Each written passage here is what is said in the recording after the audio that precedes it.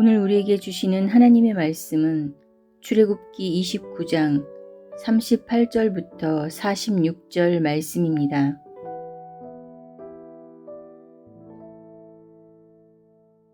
내가 제단 위에 드릴 것은 이러하니라.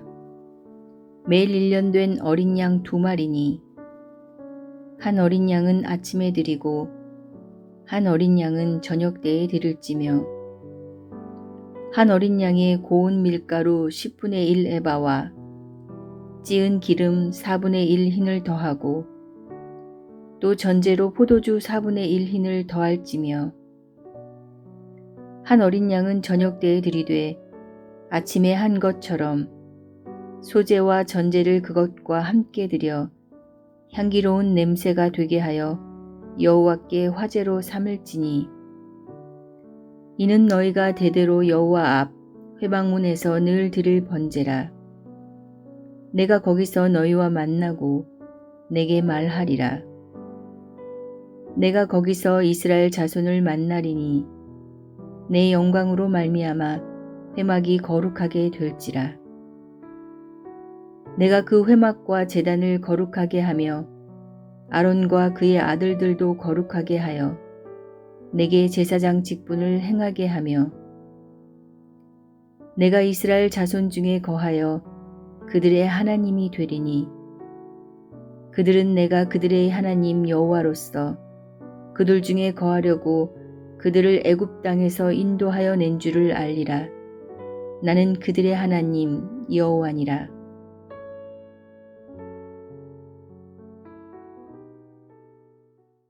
오늘 본문은 제사장들이 이스라엘을 대표해서 하나님께 드릴 제물들은 어떤 것을 드리는가에 대한 말씀입니다. 오늘 본문의 첫 절인 출애굽기 29장 38절입니다. 내가 제단 위에 드릴 것은 이러하니라. 매일 1년 된 어린 양 2마리니. 이 제물들은 제사장들이 백성들을 대표해서 매일 하나님께 드리는 번제로 한자어로 늘 상자를 써서 상번제이다 라고 말합니다. 이것이 예수님 시대까지 이어지게 되는데 누가복음 2장에 보면 아기 예수님께서 탄생하셨을 때 베들레헴에 있는 가난한 사람들이 양을 칩니다. 이 목자들은 예루살렘 성전에서 매일 드려지는 상번제에 쓰일 양을 치던 사람들이었습니다. 매일 상번제로 드리는 양은 1년 된 어린 양이어야 했고 아침과 저녁으로 매일 2번씩 드렸습니다. 39절입니다.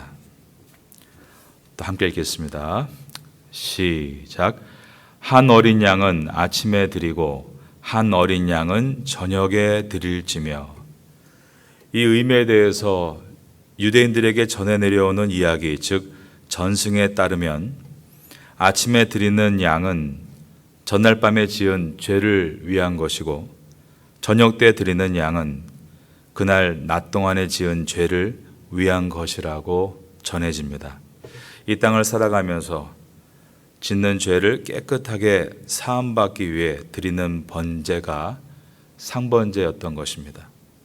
이제 이러한 번제를 드리는 것은 초대교회를 지나면서 자연스럽게 아침과 저녁에 드리는 기도로 바뀌게 됩니다. 1년 된 어린 양으로 드리는 상번제에는 소제와 전제를 함께 드렸는데 소제란 드리는 방법의 하나로서 피가 없이 드리는 것입니다. 곡식을 드리는 것입니다. 전제란 드리는 방법 가운데 액체를 부어 드린다는 뜻입니다. 40절입니다. 한 어린 양에 고운 밀가루 10분의 1 에바와 찌은 기름 4분의 1 흰을 더하고 또 전제로 포도주 4분의 1 흰을 더할지며. 아침과 저녁에 어린 양 한 마리를 번제로 태우면서 소제로 고운 밀가루 10분의 1 에바를 함께 태웠습니다. 10분의 1 에바는 약 1.8리터의 곡식이니까 많은 양은 아닙니다. 곡식을 찌어 짜낸 기름의 4분의 1 흰 이 수량의 단어도 1리터가 조금 안 되는 약 0.9리터의 기름입니다. 그리고 전제가 부어드리는 제사라고 말씀드렸는데 포도주를 4분의 1흰 0.9리터를 제단에 부어서 완전히 불살라 수증기가 돼서 올려드렸습니다. 저녁 때에도 똑같이 했습니다. 41절입니다. 또 저와 함께 읽어보겠습니다. 시작. 한 어린 양은 저녁 때에 드리되 아침에 한 것처럼 소제와 전제를 그것과 함께 드려 향기로운 냄새가 되게 하여 여호와께 화제로 삼을지니.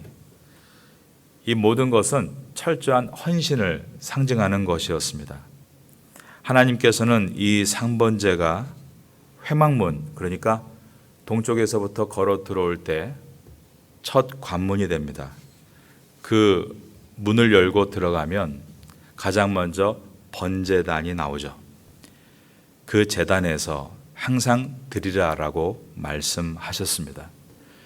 그런데 이 목적이 결코 하나님께서 인간이 준비한 정성스러운 고기를 드시기 위해서 또 곡식을 취하시기 위해서가 결코 아니라는 것입니다. 죄인된 인간이 거룩하시고 공의로우신 하나님 앞에 나올 수가 없기 때문에 이 희생 제물을 매개체로 해서 대속의 은혜를 받고 하나님께 나오기를 원하셨던 것입니다. 하나님께서 이와 같이 그들을 부르시는 목적은 인간과 만나시고 대화하시기 위해서였다라고 되어 있습니다. 42절입니다. 거기에 만나고 말하리라 라고 되어 있습니다. 이는 너희가 대대로 여호와 앞 회막문에서 늘 드릴 번제라. 내가 거기서 너희와 만나고 내게 말하리라. 이처럼 하나님께서 성막을 짓는 것에 대해서 상세하게 가르치시고 제사의 방법을 구체적으로 설명하신 이유는 인간과 만나시기 위해서였습니다. 성막은 인간이 하나님을 만날 수 있는 매개체였던 것입니다. 그러나 이것을 하나님께서는 꼭 성막에만 계신다라고 오해해서는 안 됩니다.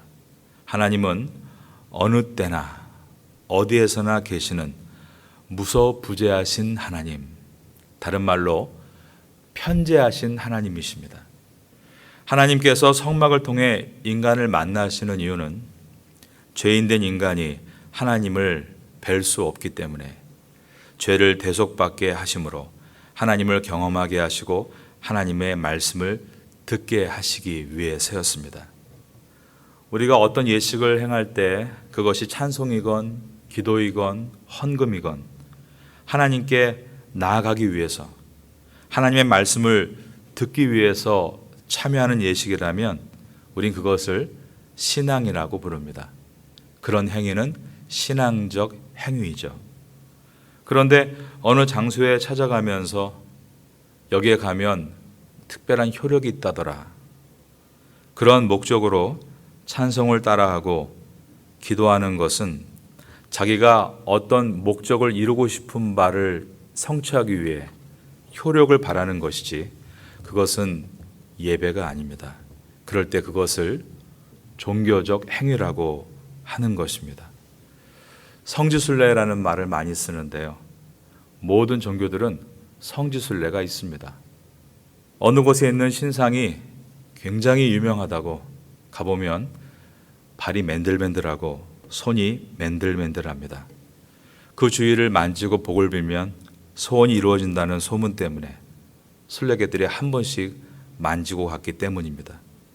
그런데 기독교에도 중세시대 이후에 이러한 현상들이 일어났던 일이 있습니다. 이것은 신앙이 아닙니다. 장소와 물건이 특별하게 성스러운 것이 아니라 하나님의 임재가 성스러운 것입니다.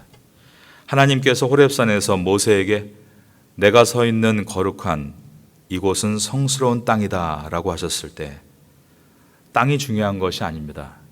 그래서 성경은 그 땅이 어디에 있는지 위치 정보를 정확하게 알려주지 않습니다. 하나님이 임재하시는 순간이 중요하기 때문입니다. 성막도 마찬가지입니다. 다 조립식이죠.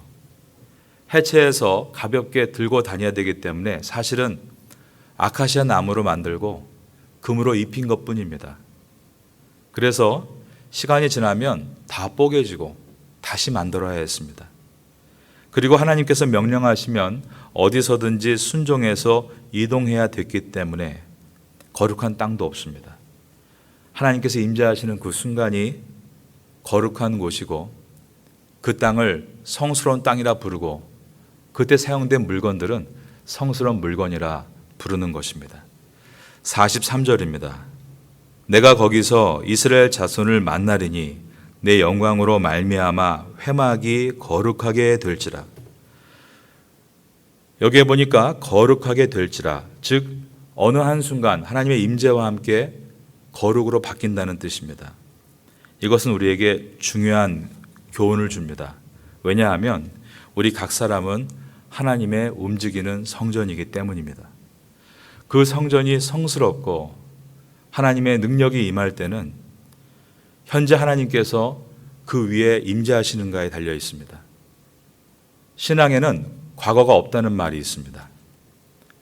항상 과거에 왕년에 이런 말하기를 좋아하고 지금은 하나님의 사명을 놓고 하나님과 멀어져 있는 것은 정말로 안타까운 일입니다.